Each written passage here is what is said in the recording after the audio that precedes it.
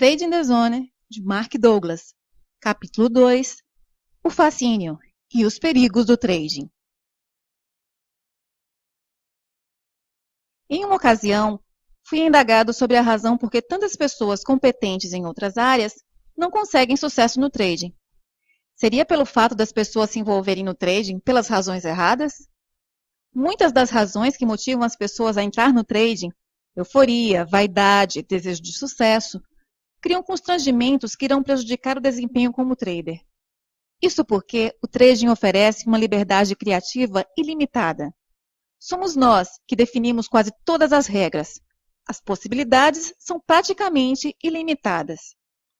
A liberdade é algo formidável, mas sem uma estrutura mental interna adequada, essa liberdade também proporciona a possibilidade de causarmos enormes danos a nós próprios. Quase todas as pessoas necessitam fazer esse ajuste mental, independente do nível acadêmico, de inteligência ou de sucesso que tenham tido em outras atividades. Esse ajuste pode ser extremamente difícil, especialmente se aquilo que queremos implantar na nossa mente entra em conflito com aquilo em que já acreditamos. Quando nascemos, já existe uma estrutura social que estabelece os códigos de comportamento para o indivíduo, que ditam como o indivíduo pode ou não expressar-se dentro do grupo social. A necessidade de uma estrutura na sociedade e a necessidade dos indivíduos expressarem a sua própria individualidade podem entrar em conflito. Quem deseja dominar a arte do trading passa por um conflito semelhante. Há alguma coisa dentro de nós que dirige nossa atenção para certos objetos ou tipos de experiências, em detrimento de outros. Tomemos como exemplo a curiosidade, característica inata em todas as crianças. Não é necessário motivar uma criança a aprender o que quer que seja. Elas são naturalmente curiosas, embora nem sempre pelas mesmas coisas. Elas sabem o que as atrai e o que as repele, e assim exprimem a sua individualidade. Chamam a esta orientação a força das nossas tendências naturais. As tendências naturais são tudo aquilo por que sentimos um interesse natural e entusiástico. Cada pessoa tem interesses específicos. Há algum mecanismo interno que nos torna naturalmente seletivos. Se refletir um pouco, será capaz de listar coisas às quais você tem muito, pouco ou nenhum interesse. E de onde vem o interesse entusiástico?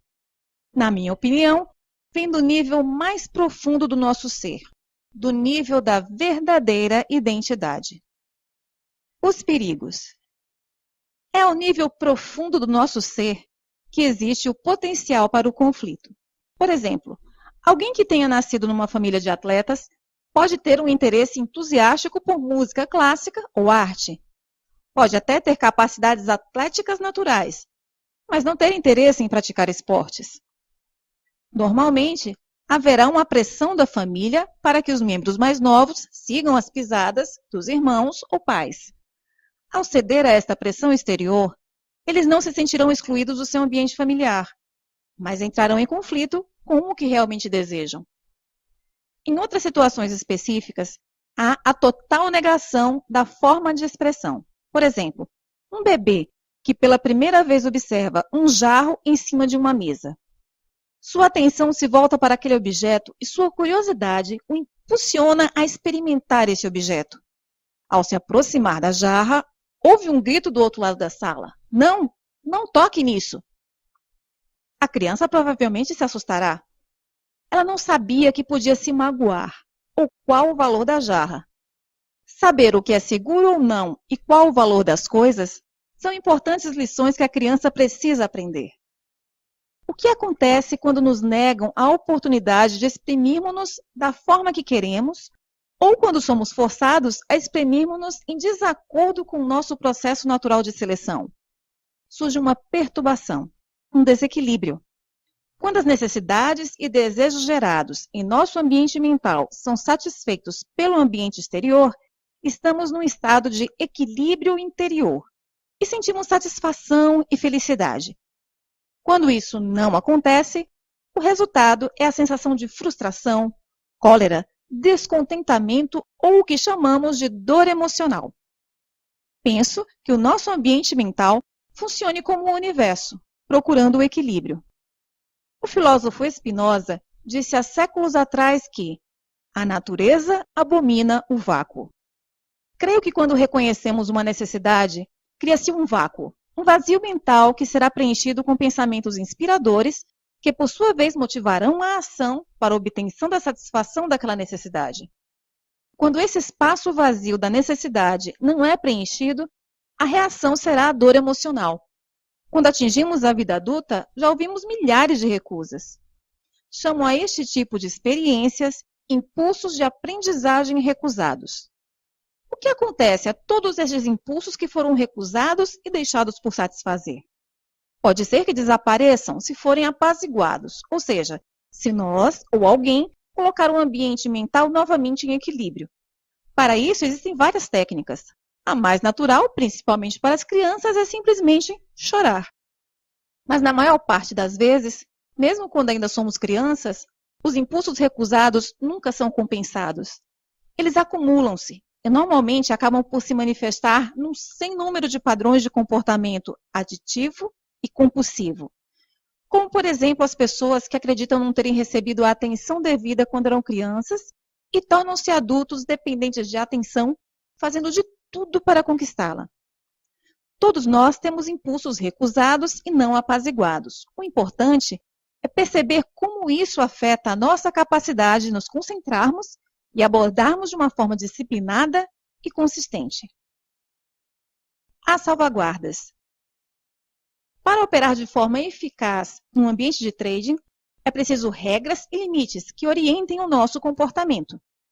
É um fato que existe o risco de causarmos danos avultados a nós próprios, danos que podem ir bastante além do limite do que pensamos possível ou aceitável. Se faz necessário, então, a criação de uma estrutura interna sob a forma de disciplina mental especializada, em uma abordagem que oriente o nosso comportamento no sentido que queremos. E essa estrutura tem que existir dentro de nós. O mercado não oferece. O que o mercado oferece é uma estrutura sob a forma de padrões comportamentais que indicam a possibilidade de comprar ou vender. Do ponto de vista do indivíduo, não há regras formalizadas. Não há sequer os conceitos de princípio, meio e fim, como há em quase todas as outras atividades da vida.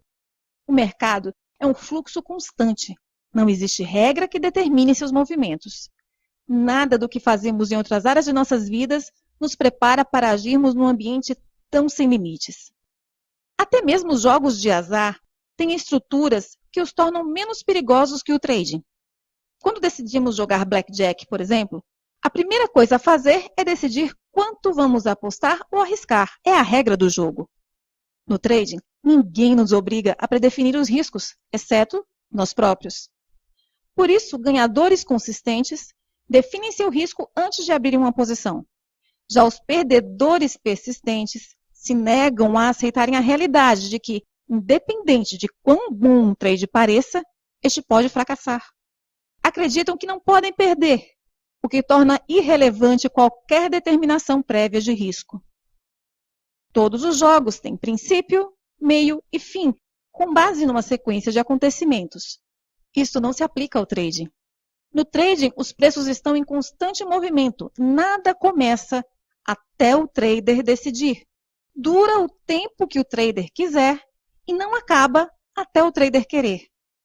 Esses fatores colaboram para que o trader se comporte de modo errático e involuntário. Os jogos, por terem um final pré-definido, obrigam o participante a ser um perdedor ativo. Quando uma partida termina, o jogador que estiver num período de perdas não pode continuar sem tomar uma decisão consciente de o fazer. O trading não tem um final pré-definido. É fácil o participante do mercado tornar-se um perdedor passivo. Ele não precisa fazer nada para continuar perdendo, nem sequer tem que observar. O trading oferece um presente envenenado. O presente é que, talvez pela primeira vez nas nossas vidas, controlamos completamente tudo o que fazemos. O veneno é que não há regras ou limites para orientar ou estruturar o nosso comportamento. E é aqui que começam muitos problemas. Problema: relutância em criar regra. Ainda não encontrei um trader que não oferecesse resistência à ideia de criar um conjunto de regras. Em geral, essa resistência é sutil. Por um lado, concorda com a importância das regras, mas não tem a mínima intenção de as aplicar. A nossa mente está estruturada como resultado de nossa educação social e das escolhas que outras pessoas fizeram por nós e incutiram em nossas mentes. Durante esse processo, muitos impulsos foram rejeitados. A acumulação desses sentimentos nos faz resistir a tudo o que nos negue a liberdade de fazer e ser o que queremos e quando queremos.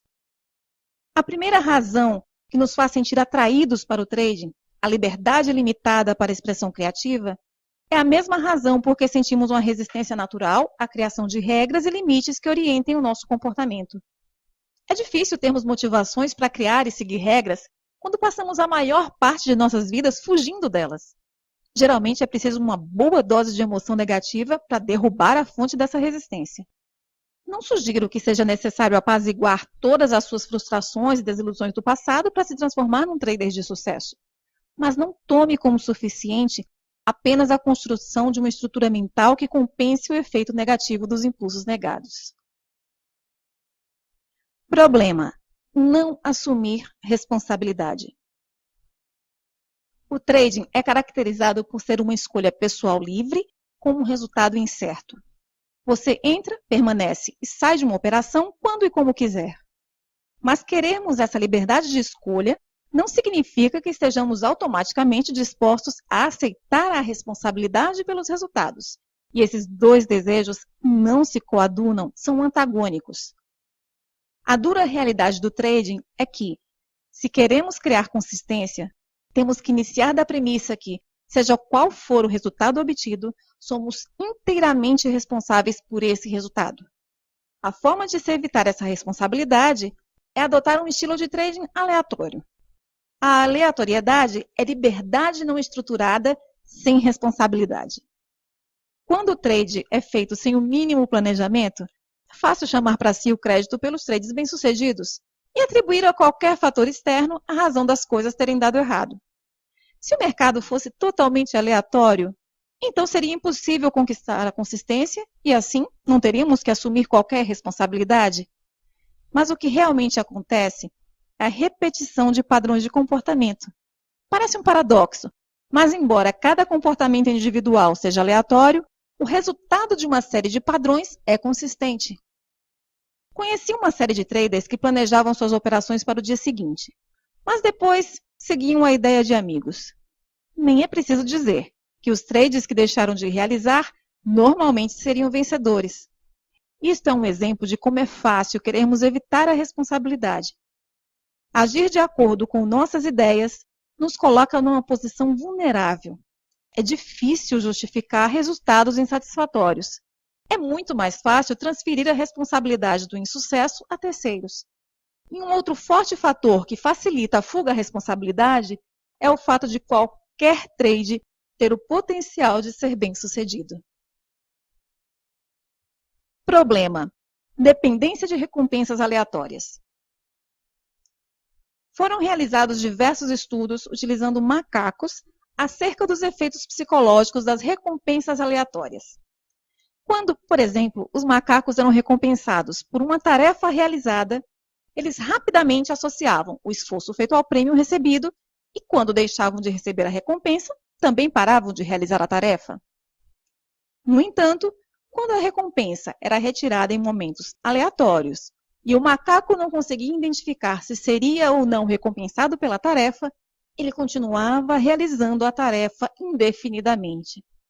O resultado desses estudos pode explicar por que é tão agradável a sensação da surpresa inesperada e por que o ser humano é altamente propenso a tornar-se dependente de recompensas aleatórias. Tal qual fizeram os macacos, podemos repetir indefinidamente uma ação na esperança de sentir novamente a prazerosa sensação de surpresa. Por outro lado, quando criamos a expectativa de um resultado e ele não acontece, A sensação de frustração provavelmente nos fará parar aquela tarefa que sabemos que nos causará sofrimento emocional. O problema com qualquer dependência é que ela nos deixa num estado de sem escolha. Sentimos-nos impotentes para agir noutra direção que não seja satisfazer a dependência. Uma dependência de recompensas aleatórias é particularmente problemática para os traders, porque é uma outra fonte de resistência à criação da estrutura mental que conduz aos ganhos consistentes. Problema: controle externo versus controle interno. Desde que nascemos, somos programados pela educação que recebemos a funcionar em sociedade. Aprendemos que dependemos de outros para termos as nossas vontades, desejos e necessidades saciados. E ao longo do processo de crescimento, adquirimos técnicas de controle e manipulação social.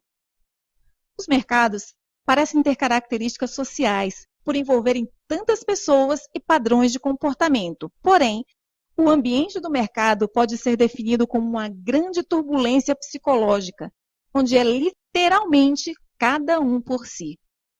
Além de não podermos contar que o mercado faça qualquer coisa por nós, também é extremamente difícil controlá-lo ou manipulá-lo. Um dos motivos por que tantas pessoas de sucesso fracassam no trading é que seu sucesso, em grande parte, se deve ao fato de conseguirem controlar e manipular o ambiente à sua volta. Porém, isso não funciona no mercado e, portanto, a única coisa que podemos fazer é controlar a nossa própria percepção. Em vez de tentarmos controlar o que nos rodeia, podemos aprender a controlarmos-nos a nós mesmos.